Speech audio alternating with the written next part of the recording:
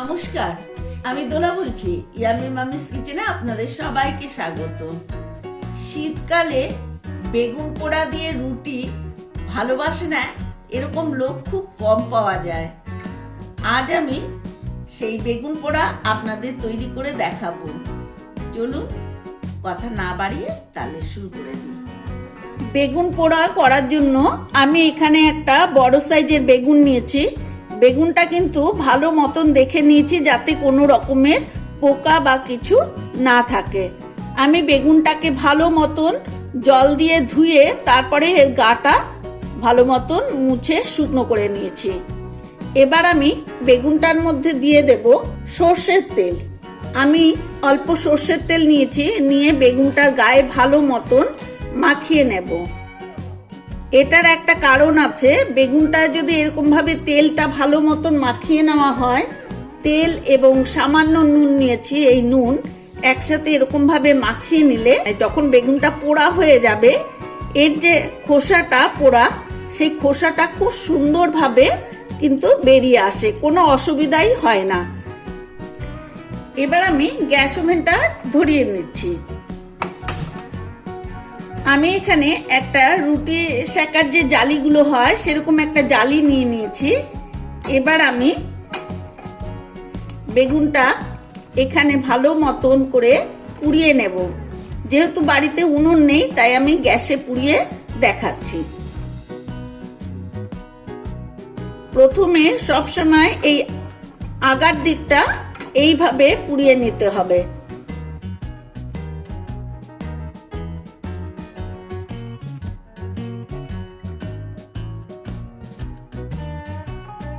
দেখুন কিরকম আস্তে আস্তে পুড়তে লেগেছে।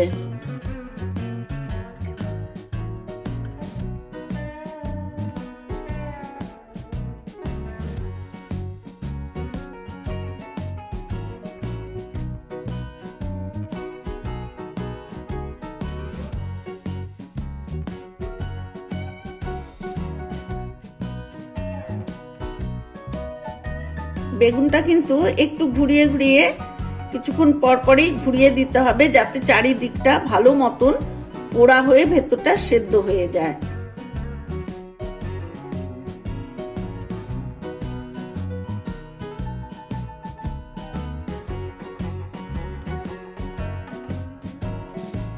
দেখুন ওপরের দিকটা কিন্তু বেশ ভালো মতন পোড়ানো হয়ে গেছে।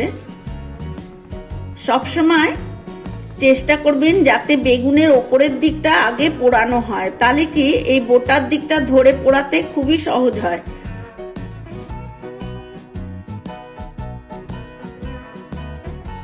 এইভাবে করে আমি সম্পূর্ণ বেগুনটা পুড়িয়ে নেব।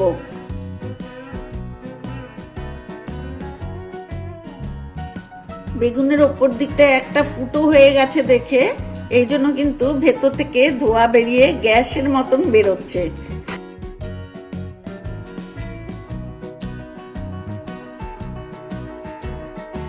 বেগুনটা আমার পোড়ানো হয়ে গেছে। এবার আমি এটা ঠান্ডা হওয়া অবধি অপেক্ষা করব। গ্যাস ওভেনটা অফ করে দিলাম। গ্যাস ওভেনটা অন করে দিলাম। এবার আমি এখানে একটু শুকনো লঙ্কা পুড়িয়ে নিচ্ছি।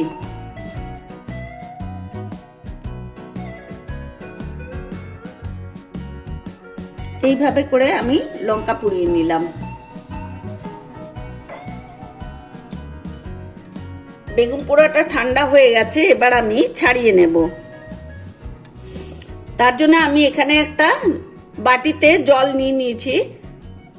তাতে সুবিধা কি হয়, এইভাবে ছাড়িয়ে আমি জলের মধ্যেই কিন্তু এই পোড়া জিনিসগুলো ফেলতে পারবো আর হাতটাও ধুয়ে নিতে পারবো।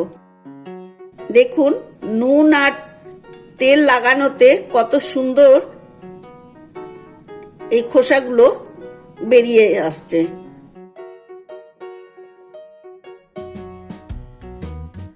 এইভাবে আমি পুরো বেগুনটা ভালো মতন ছাড়িয়ে নেব।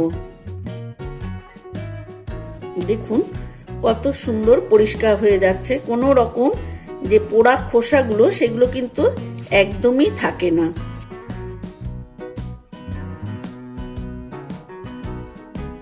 বেগুনটা আমার সম্পূর্ণ ছাড়ানো হয়ে গেছে। এবার আমি বেগুনটাকে কেটে নেব। তার জন্য আমি একটা চাকু নিয়েছি।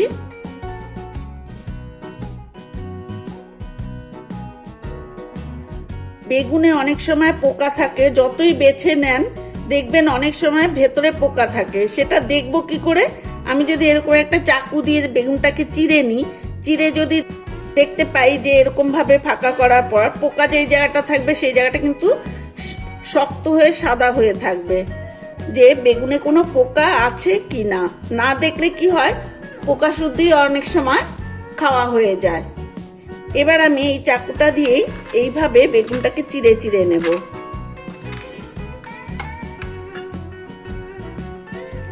এবার চাকুটার সাহায্যে এইভাবে বেগুনটাকে কেটে নেব।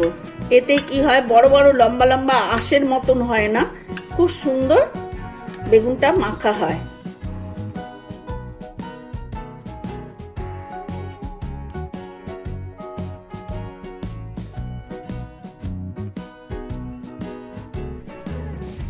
এবার আমি বেগুনটাকে ভালো করে মেখে নেব। তার জন্য আমি প্রথমে এখানে দিয়ে দিচ্ছি 1 টিস্পুন চিনি। চিনিটা দিলে কি হয়, বেগুনটা বেশ খেতে টেস্ট লাগে, একটু মিষ্টি মিষ্টি লাগে। আর যারা বেশি মিষ্টি পছন্দ করেন না তাদের না দিলেও কোনো অসুবিধা নেই। এবার আমি এখানে দিয়ে দিচ্ছি 1/2 টিস্পুন নুন। এবার আমি এখানে দিয়ে দিচ্ছি সর্ষের তেল। সর্ষের তেল এখানে আমি 1/2 টিস্পুনের মতন দিলাম। এবার আমি এখানে দিয়ে দিচ্ছি মাঝারি সাইজের পেঁয়াজ, আমি খুব ছোট ছোট করে কুচিয়ে নিয়েছি। এবার আমি দিয়ে দিচ্ছি এখানে পেঁয়াজ কুচিটা। এবার আমি এখানে দিয়ে দিচ্ছি কাঁচা লঙ্কা, এরকম ছোট ছোট টুকরো করে নিয়েছি, দিয়ে দিলাম কাঁচা লঙ্কা। এই লঙ্কার পরিমাণটা কিন্তু আপনারা আপনাদের স্বাদ অনুযায়ী দেবেন। এবার আমি এখানে দিয়ে দিচ্ছি অল্প কিছুটা কুচনো ধনে পাতা।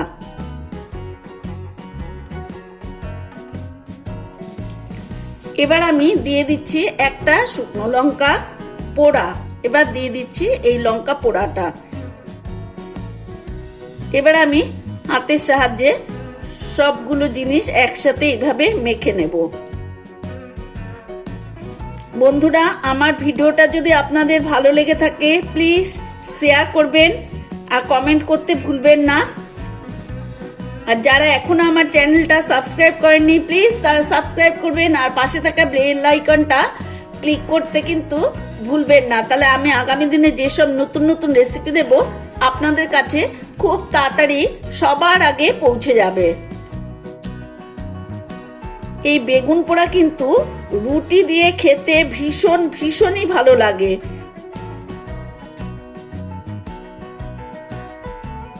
সম্পূর্ণ ভিডিও দেখার জন্য অনেক অনেক ধন্যবাদ।